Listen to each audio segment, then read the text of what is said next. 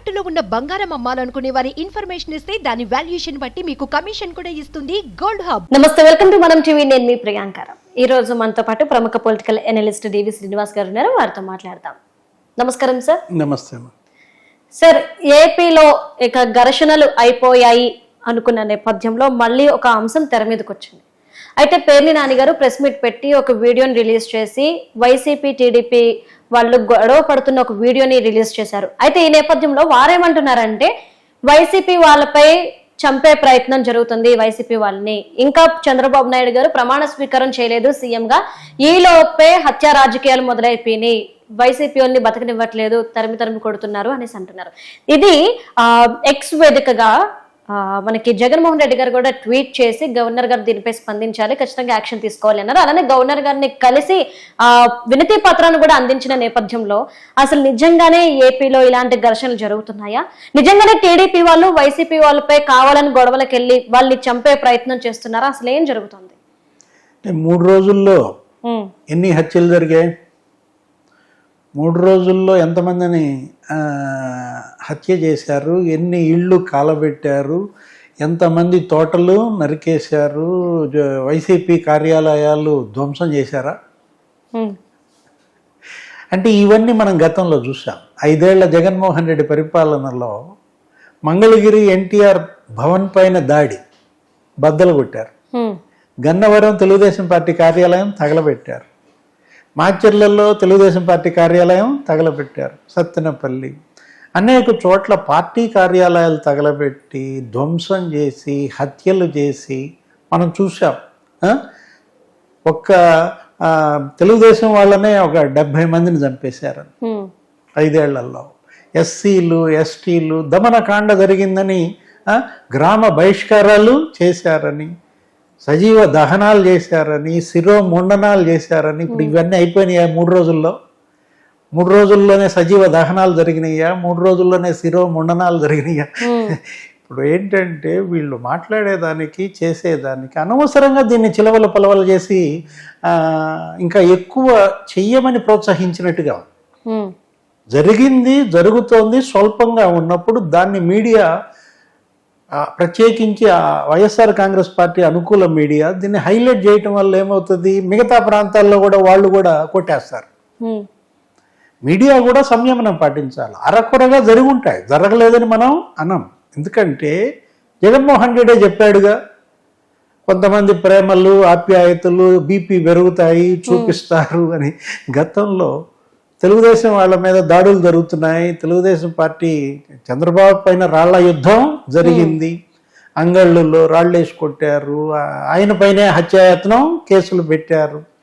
అనేక చోట్ల యుద్ధ వాతావరణం ఇలా జరుగుతోందంటే ఆయన ఏమన్నాడు జగన్మోహన్ రెడ్డి? బీపీలు పెరుగుతాయి మా వాళ్ళకు కూడా. ఎన్టీఆర్ భవన్ పైన దాడెందుకు చేశారు, ధ్వంసం చేశారు అంటే ఆయన అన్న మాటలు. అంటే ఇక్కడ ఇప్పుడు 5 ఏళ్ల జగన్మోహన్ రెడ్డి చేసినటువంటి అకృత్యాలు దమనకాండ పైన వీళ్ళకి బీపీలు పెరుగుతున్నాయా అనుకోవచ్చు కదా. మొన్నటిదాకా మనకు బీపీలు పెరిగినాయి, ఇప్పుడు టీడీపీ వాళ్ళకి బీపీలు పెరుగుతున్నాయి అనుకుంటే పోలా.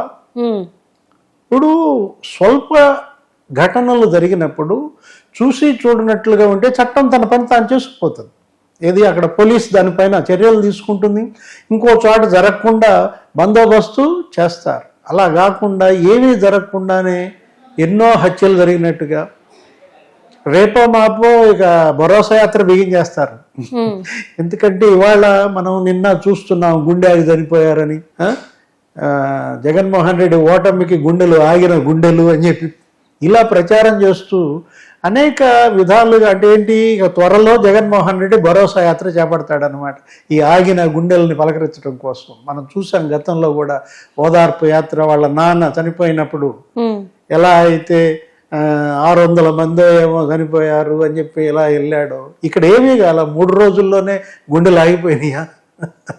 జనరల్గా ఆగుతాయి గుండెలు, కొన్ని గుండెలు మామూలుగానే ఆగుతాయి. ఏది అన్ని చోట్ల వయసు పెరిగిన సందర్భాల్లో గుండెపోట్లు ఎంతమంది చనిపోవటం లేదు. అవన్నీ మీ ఖాతాల్లో వేసుకుని అవి ఫోటోలు చూపించటం అనేది ప్రజలు చిత్రంగా చూస్తున్నారు. ఇప్పుడు ఇంతలోకే వీళ్ళు అసలు ప్రమాణ స్వీకారం జరగల, కొత్త ప్రభుత్వం ఏర్పడలా, కాళ్ల పారాణి ఆరలేదు. ఏది డిక్లరేషన్ పేపర్లు తీసుకుని కూర్చున్నారు. రేపో మాపో ముఖ్యమంత్రి ప్రమాణ స్వీకారం ఉంటుంది, తర్వాత కొత్త అసెంబ్లీ మొదటి సెషన్ ప్రారంభం అవుతుంది, కొత్త ఎమ్మెల్యేలంతా ఎంటర్ అవుతారు. తర్వాత కదా అసలు పాలనే ప్రారంభం కాల. ఇప్పుడు జరుగుతోంది ఎవరి పరిపాలన? గవర్నర్ పరిపాలనలో ఉన్నట్టు లెక్క. సిఎస్ ఇక్కడ అధికారి, ఎన్నికల సంఘం పర్యవేక్షణలో చీఫ్ సెక్రటరీ, డీజీపీ వీళ్ళు కదా చూస్తోంది. తెలుగుదేశం పైన మీరు ఆరోపణలు చేస్తే ఇప్పుడు మనం ఇందాకే అనుకున్నాం ఏంటి, కొన్ని చోట్ల జరిగి ఉంటాయి. ఎందుకని జరుగుతాయి? బీపీలు పెరుగుతాయి. మీరు చెప్పిన కారణమే. మీరు ఇన్నాళ్ళు గతంలో వాళ్ళని హింసించినందుకు కొన్ని చోట్ల వాళ్ళు తగలబెట్టారో మరి కాలబెట్టారో జరుగుతూ ఉంటాయి. అవి కూడా అరకొర మాత్రమే. దీన్ని అడ్డం పెట్టుకుని చిలవలు పలవలుగా దీన్ని చూపించి ఆ మీడియాలో కావచ్చు, లేకపోతే ప్రెస్ మీట్లు పెట్టడం, భరోసా యాత్రలు చేయడం, పరామర్శలకు వెళ్ళడం మనం చూసాము. పోలింగ్ నాడు ఏం జరిగిందో, ఎంత విధ్వంసం జరిగిందో. ఆ జరిగిన వెంటనే పోలింగ్ విధ్వంసం నుంచి తేరుకోక ముందే వైసీపీ వాళ్ళు ఏం చేశారు? పరామర్శ యాత్రలు బిగించేశారు. అనిల్ కుమార్ యాదవ్ కానీ, కాసు మహేష్ రెడ్డి కానీ వీళ్ళందరూ కూడా ఎక్కడో రిగ్గింగ్ జరిగిందనో, ఎక్కడో కొట్టారనో ఆ గ్రామాలకు పరామర్శ యాత్రకి వెళ్తే ఆ గ్రామాల వాళ్ళంతా తిరగొట్టారు. వీళ్ళు పారిపోయారు వాళ్ళు వెంట పడితే.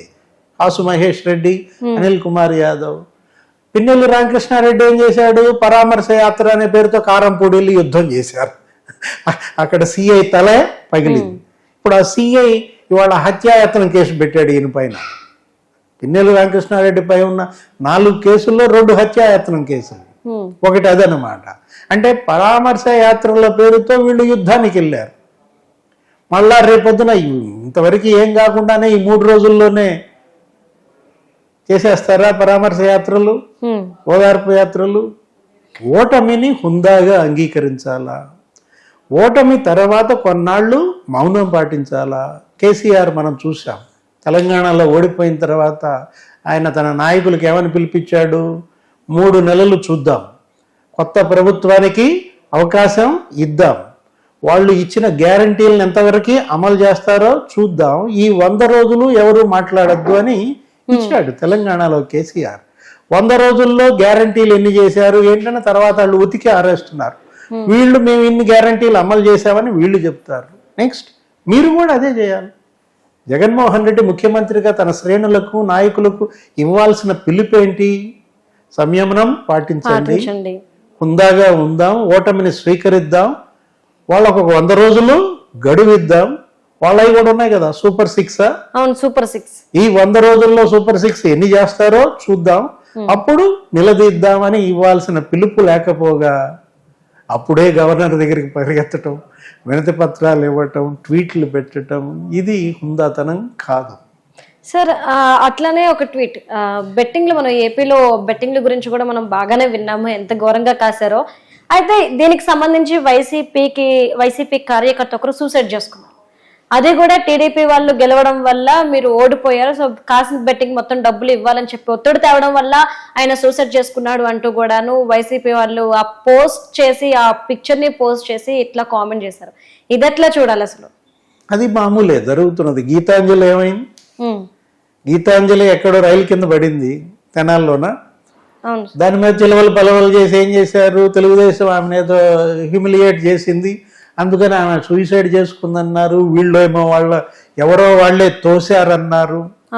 గీతాంజలి ఆ వీడియో, గీతాంజలి ఇన్సిడెంట్ మరి ఓట్లు గురిపించిందా? ఏంటంటే ఈ సోషల్ మీడియాల్లో కానీ ఈ పోస్టులు ఇవి జరిగింది చూడండి, దానిలో వాస్తవాలు ఉంటేనే మాట్లాడండి. అంతేగాని జరుగుతున్న వాటిల్లో లేనివి ఆపాదించి తప్పుడు ప్రచారం చేయడం ద్వారా, అపోహలు పెంచడం ద్వారా మీరే పలచన అవుతారు. ఇప్పుడు ఇవాళ బెట్టింగ్లు జరిగాయి భారీ ఎత్తున.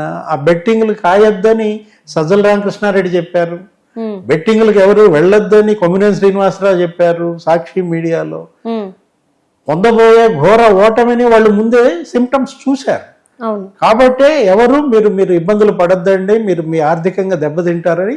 దీంట్లో జగన్మోహన్ రెడ్డి ఏమన్నారు? వై నాట్ 175 అన్నారు. ఏదో ఛానల్ ఇంటర్వ్యూలో మాట్లాడుతూ 175 ఎలా వస్తాయండి అని ఆయన అడిగితే వై నాట్ 175 అని 4 సార్లు అన్నాడు. అవును. ఈ 151+ అన్నాడు ఏది ఐపాక్ భేటీలో, 22+ అన్నాడు ఎంపీలు ఆ రోజు పోలింగ్ అయిపోయిన తర్వాత లండన్ వెళ్తూ. మాట్లాడినప్పుడు జగన్మోహన్ రెడ్డి చెప్పినటువంటి విధానం వల్ల, ఆయన ఇచ్చిన ఫిగర్స్ వల్ల కొంతమంది బెట్టింగ్లకు వెళ్ళారు, దెబ్బతిన్నారు. ఇవాళ మరి వాళ్ళ ఆస్తులు అమ్ముకునే పరిస్థితి. సరే, బెట్టింగ్ అనేది ప్రోత్సహించకూడదు, అది ఇదనమాట. బెట్టింగ్ కాసినాడికి తెలియాలా, ఆ కుటుంబానికి తెలియాలా, అది ఆపటమే ముఖ్యం. కానీ వేసిన తర్వాత డబ్బు నష్టం జరిగిన తర్వాత మళ్ళా వీళ్ళు సూయిసైడ్స్కి వెళ్ళటం అనేది మంచిది కాదు. ఆత్మహత్య అనేది మహాపాపం. ఏది బతకాలా, బతికించాలా, పోరాడాలా. సార్, మరి ఇలాంటి పరిణామాలు, ఇలాంటి ఘర్షణలు ఇంకా మనం చూడబోతున్నామా? ఎందుకంటే ఒక విధంగా చూసుకుంటే వైసీపీ మీద టీడీపీ కార్యకర్తలు కావచ్చు, నేతలు కావచ్చు, చాలా అంటే చాలా కోపంగా ఉన్నట్టయితే మనకు తెలుస్తుంది. ఎందుకంటే ఈ 5 ఏళ్ళు వాళ్ళు ఏం అనుభవించారో అది వాళ్ళకే బాగా తెలుసు. సో ఈ నేపథ్యంలో మనం ఎక్స్పెక్ట్ చేయొచ్చు ఇలాంటి ఘర్షణలు ఇంకా వస్తాయి, ఉండబోతున్నాయి అని? ఘర్షణలు ఉండే అవకాశం ఏమీ కనపట్టలేదు. ఎందుకంటే ఇప్పటికి ఫలితాలు వచ్చి 3-4 రోజులు అవుతాం. ఫలితాలు వచ్చిన 3-4 రోజుల్లో గత 5 ఏళ్లలో వాళ్ళు ఫేస్ చేసినటువంటి టార్చర్, వేధింపులు, హింస ఆ స్థాయిలో ఈ 3 రోజుల్లో ఏమి జరిగిన దాఖలాలు లేవు. ఎందుకంటే 5 ఏళ్లలో మనం చూసాం గ్రామ బహిష్కారాలు. మాచర్ల, పల్నాడు, ఆ జిల్లాలో పిన్నెల్లి అనే గ్రామంలో 300 మంది ముస్లింలని బహిష్కరించారు. దుర్గి మండలం ఆత్మకూరులో 60 మందిని బహిష్కరించారు, 60 కుటుంబాలు. ఇట్లా బయటకు పోయినటువంటి కుటుంబాలు ఈ రోజు కూడా మనం మీడియాలో చూసాం. కేతిరెడ్డి పెద్దారెడ్డి ఓడిపోయాడు, తాడిపత్రి మళ్ళా మేము వెళ్తున్నాం అని ఎవరో కౌన్సిలర్లు ఇచ్చినటువంటి ఇదన్నమాట. అంటే ఏంటి, 5 ఏళ్లలో వీళ్ళ యొక్క వేధింపులు, దాడులు తట్టుకోలేక వెళ్ళిపోయారు. ఆ వెళ్ళిపోయిన వాళ్ళంతా మళ్ళీ ఇప్పుడు వస్తారు. ఎందుకని, తెలుగుదేశం గెలిచింది కాబట్టి మళ్ళీ వాళ్ళ పొలాలు చేసుకోవడానికి, వాళ్ళ ఇళ్ళు బాగు చేసుకోవడానికి అక్కడ రెసిస్టెన్స్ ఉండకూడదు. జనరల్ గా ఏం జరుగుతుందంటే ఈ ఫ్యాక్షన్ ఏరియాస్ లో ఇప్పుడు వీళ్ళు ఇళ్ళకి వెళ్తున్నారు, పొలాలు చేసుకుంటారు, వాళ్ళు వెళ్ళిపోతారు. ఎవరు, వైఎస్ఆర్ కాంగ్రెస్ పార్టీ అక్కడ గ్రామాలు ఖాళీ చేసి వెళ్ళిపోతుంది అనమాట వీళ్ళు అక్కడికి వచ్చేసరికి. ఇది మామూలు ఫ్యాక్షన్ లో జరుగుతున్నటువంటి తంతు. Okay sir, okay, right, thank you so much sir. నమస్తే.